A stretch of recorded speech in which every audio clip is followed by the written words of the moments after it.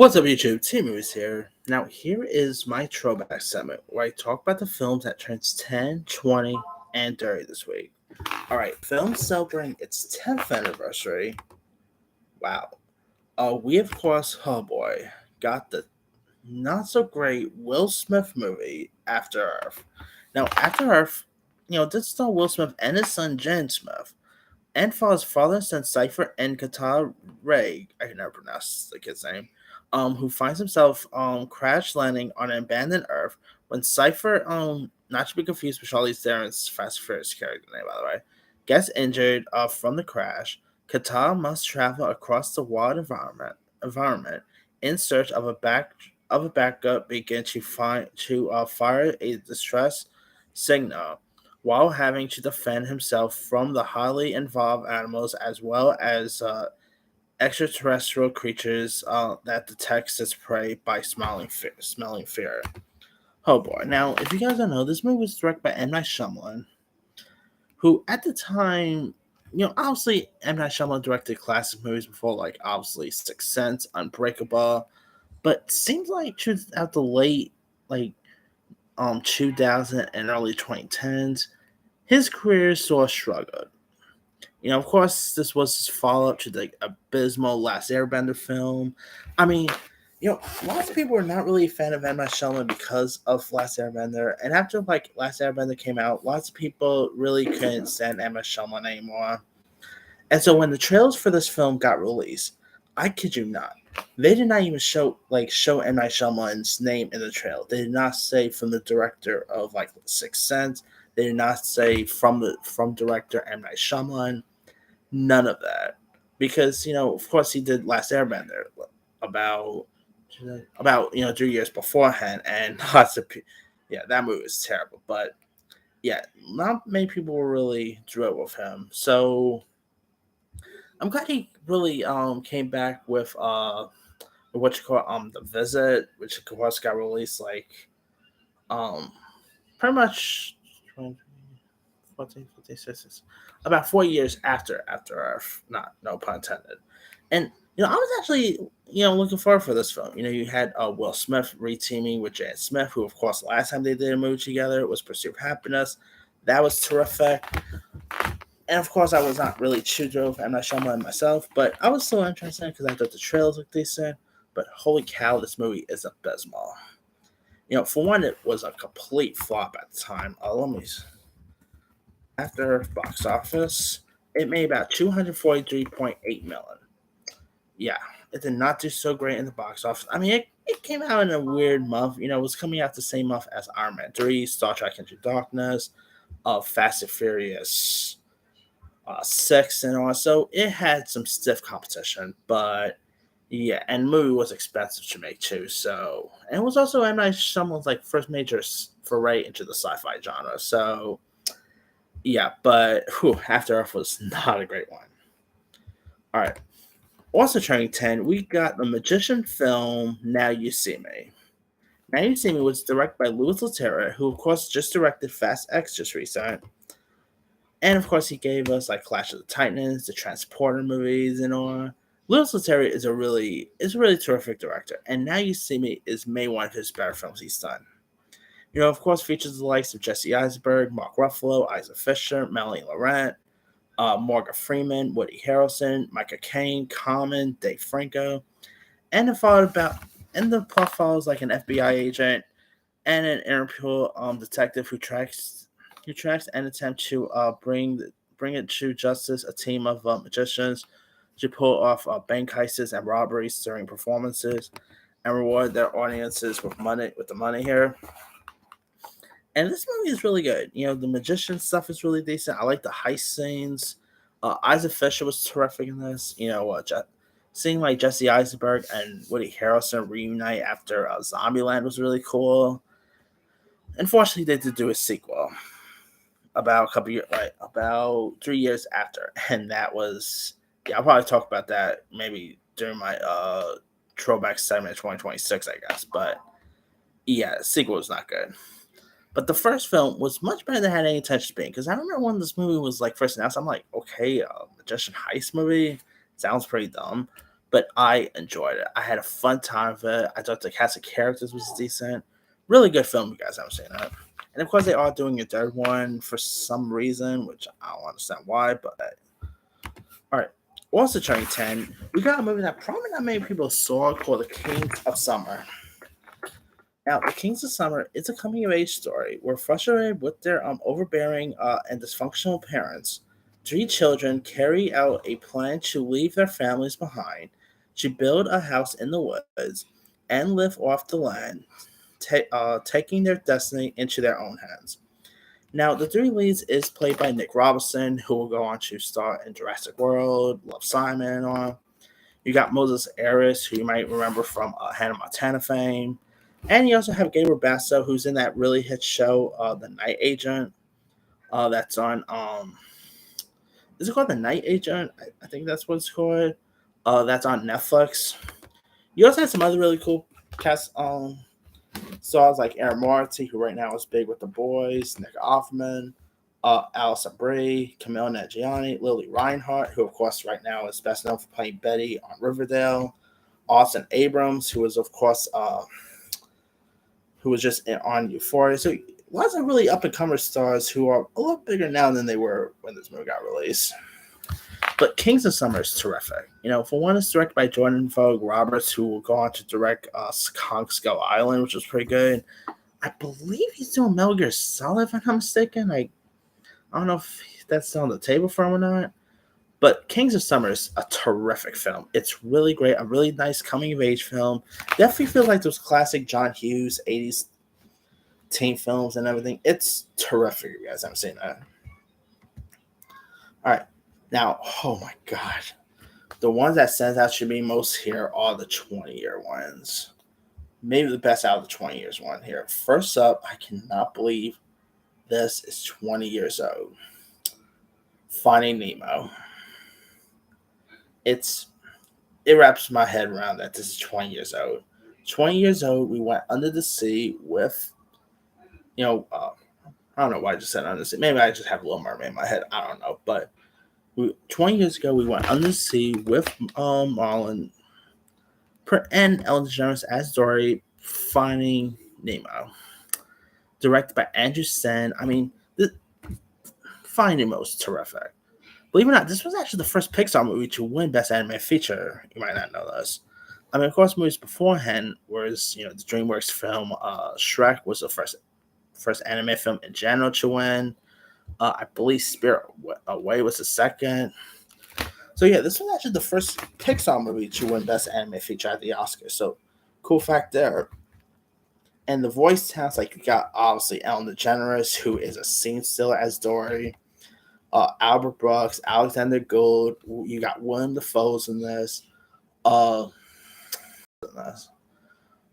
yes, Barry Humphrey, who voiced voiced Nigel, the shark in Finding Nemo. Sadly, he passed away just recent, so R.I.P. What not to love about this? I mean, fish are friends, not food. I cannot do a good Barry Humphrey impersonation, but he was great as Nigel the shark. I mean, I love this movie. It's really cute. It's really entertaining. It's really charming, and of course, this movie will go on to have a sequel as well in 2016 with Finding Dory, which wasn't as good as Finding Nemo, but not a bad sequel. But yeah, Finding Nemo is excellent if you guys haven't seen that. All right. Now, films also turning 20. We got The Italian Job, directed by F. Gary Gray. The director behind the likes of course, this is director behind Friday, Straight Outta Compton. I believe he did Fate of the Furious, which was the 8th installment, if I'm not mistaken. And The Italian Job was a remake of a Michael Caine movie back in like the 70s or 60s, I believe. And the remake had a really good cast. You had the likes of Mark Wahlberg, Charlize Theron, Ed Norton, Jason Statham, Seth Green, Mos Def, and Don Solon. I believe Michael Caine was also in this one too, if I'm not mistaken. The plot, follows this motley crew of thieves who plans to steal gold from a former associate who double-crossed them, And this is a really terrific film. The heist, another heist movie on my list, by the way. Who does not love a good heist film? The cast is great. Mark Wahlberg and Charlie Theron really had good chemistry. I mean, this was, of course, this was the first time we saw Charlie Theron and Jason Statham together before they appear in the Fast and Furious movies together.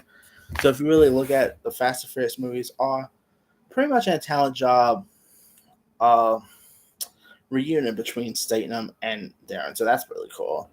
But which I guess explains why they were also in Fate of the Furious, actually. But still, that aside, the talent job was a really terrific one. Definitely one of the few remakes that's actually better than the original. I mean, they weren't supposed to do a sequel for this. I remember years ago they were supposed to do a sequel called I think it was called the Brazilian Job. I have no idea whatever happened to that one.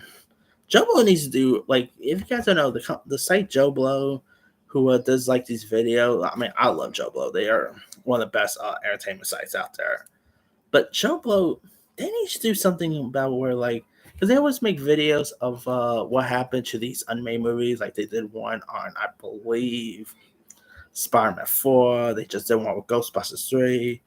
They need to do what happened to this unmade movie of the Brazilian Job, because man, that how why did that not happen? I mean, the Italian Job did pretty well too. The Italian Job box office, it made 176.1 million. Not bad there, but it is what it is, I guess. Oh my god! Now, as a horror nut, also turning 20 years old. I cannot believe this one is 20. Wrong Turn. Oh boy, Wrong Turn. I love the original Wrong Turn. I mean, the sequels aren't as that bad in my opinion, but the original Wrong Turn is awesome. It's so gruesome. I mean, the sequels got a little more gruesome, but the first one was really interesting and gruesome here. I mean, if you guys don't know much about it, it's about, like, the film follows a group of 6 individuals who are being stalked by a cannibalist family in West Virginia. Uh, and it was directed by Rob Smith. Had the likes of Desmond Arrington, Eliza Dushku, Emmanuel Shariki, Jeremy Sisto, Kevin Zeger, Lindy Boo. Talk about a great cast here. I mean, the bloodshed was really good. I've always loved these. I always keep forgetting the characters' names. The cannibal characters' name. How they call Choof? I mean, there are actually some of the horror characters whose names I can never remember. I mean, obviously with Jason, his name is Jason Voorhees. The guy with the claws, Fred Krueger. Chucky's name. I can never remember some of these characters' names. Wrong Turn killer names. Yeah, they're mostly called Three Finger, Sawtooth. I mean, they don't have really like memorable names, really, but man, they really know how to kill. Like with whether they use a bow and arrow, whether like yeah, they are gruesome. I mean, how on earth had Dead Meat never done? I don't even think Dead Meat ever did like a kill count of the Wrong Turn films. Like, did they? Can't remember, but I mean, Wrong Turn, of course, took place in West Virginia. And every time I, every time I think about West Virginia, like whenever whenever I'm in a car, heading to like West Virginia or something like that, I always make Wrong Turn jokes. I mean, you got it, But yeah, the original Wrong Turn is awesome. So if you guys never seen it, do yourself a favor, go watch it. Give the other sequels a go to. They're actually not that bad, but nothing beats the original one. But the last Wrong Turn movie, which was that remake from 2021, I think it was, that's made the worst out of the franchise. But yeah. All right. Films turning 30 years old. Menace II Society. Now, this was directed by the Hughes brothers, who directed movies like Dead Presidents. They also put out some other stuff. Like they did that Wolf movie, the Wolf and the Boy movie, Alpha, a couple years ago. This movie also features the likes of Tyrone Turner, Jada Pinkett, who obviously at the time I believe went by Jada. Just she was not married to Will Smith at the time, so yeah. Lorenz Tate, Too Short, Sam Jackson was in this, Glenn Plummer. Now, the movie was, of course, if you guys don't know much about the film follows the life of Kane Lawson, played by Tyron Turner, and his close friends, and it gained notoriety for its scenes of violence, profanity, and drug-related content, and also received critical acclaim of performances of Turner, Smith, or at the time Pink, I should say, and Lorenz Tate. I mean, Menace II Society is a terrific film. I mean, of course, they did like a spoof of it in what was that Boys in the Hood spoof movies with the Wayne brothers in it? Dang, I forgot the name of it. Not Chu Wong Fu. Don't be a Menace to Society. And man, one of the most intense moments in this was probably the convenience store scene. Yeah, if you guys know the convenience store scene, like that scene is, yeah, that scene will leave you speechless. I mean, I'm not gonna go too much details, but if you guys seen Menace to Society, you know what scene I'm talking about. And like I said, um, don't be a menace. Actually, poke fun at that because of course at the early 2000s there was like lots of really interesting hood movies. Whether you talk about Boys in the Hood, whether you talk about Jews, they don't make hood movies like they used to, you know. But Menace Society is a really good one if you guys haven't seen that. All right, also turning 30, we got Cliffhanger. Now, of course, this was in the news recent because Sylvester Stallone is set to reprise his role for like a follow up. Now, the original Cliffhanger, directed by Rennie Holland, who of course gave us like Die Hard 2, Deep Blue Sea. He gave us. He's also doing the upcoming Strangers sequel, so he has that coming. Cliffhanger is a really dumb fun, nice action film. Here, of course, you had the likes of John Lithgow, Michael Rooker, Janine Turner, and it's based on a concept by climber John Logan and follows Gabe, played by Stallone, a mountain climber who becomes embroiled in a heist of the U.S. Treasury plane flying through the Rocky Mountains here. And the original is really fun. Like, it's really entertaining. I mean, it's just like Die Hard on a mountain. That's what you really call it. You had John Lithgow playing the villain was great. The original Cliffhanger is a really good one if you guys haven't seen that. All right. Also turning 30. Oh boy. Now we got the Super Mario Brothers movie out now, right? Well, thank God we have this because 30 years ago this week we had another Mario movie that got released, and we all know where I'm going with this, and that is the abysmal Bob Hoskins, John Leguizamo led film Super Mario Brothers, the movie. Now, this is the reason why they decided to wait like decades to make the Super Mario Brother film. Because Nintendo sworn secrecy not to make live action adaptations or adaptations in general of their properties. And the original, holy cow, is abysmal. I mean, you guys see what they did to poor Yoshi. It just looks like a character out of Jurassic Park, you know. Of course, the character Bowser looks really weird in this. This is like such a weird movie. It's really abysmally terrible. You know, of course, Bob Hoskins. You had him as Mario, John Leguizamo as Luigi, Samantha Mathis as Princess Daisy, King Koopa as played by Dennis Hopper. What was Dennis Hopper thinking? I don't know. I think he just wanted to do something that maybe his grandkids could enjoy. That's my assumption why he decided to make this film. I mean, older actors now will say like the reason why they do comic book films nowadays because they got so that way like their kids will think they're cool and all. Because I remember like Anthony Hopkins was being in an interview, talking about why he decided to join the MCU for Dora, and he was mentioning so something that like his grandkids will appreciate and everything like that. So if that's the case, then God bless Dennis Hopper, right? That aside, yeah, this movie is just abysmally bad. I'm so glad we got this new Mario Brother movie out, which is of course a villain now, but 30 years ago, we were not that lucky. But yeah. All right, last but not least, also turning 30, we got the film Made in America. This was directed by Richard Benjamin, who directed movies like City Heat, The Money Pit, the Cher movie Mermaids. He will go on to direct the Damon Wayans and Lisa Kudrow film Marcy X.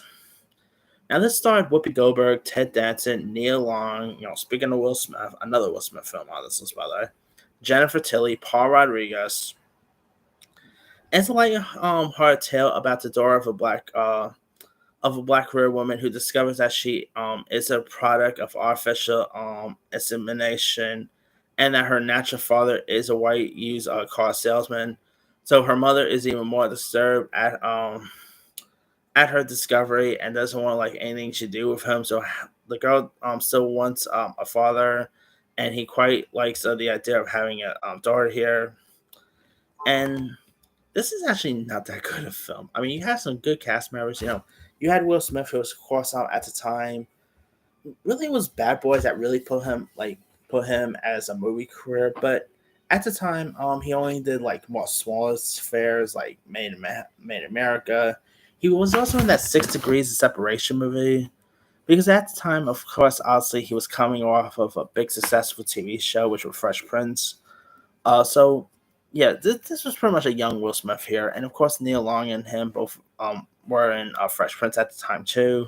So there's that. But yeah, this is not that great a film. It's not that funny. I mean, I like Ted Danson, I like Whoopi Goldberg.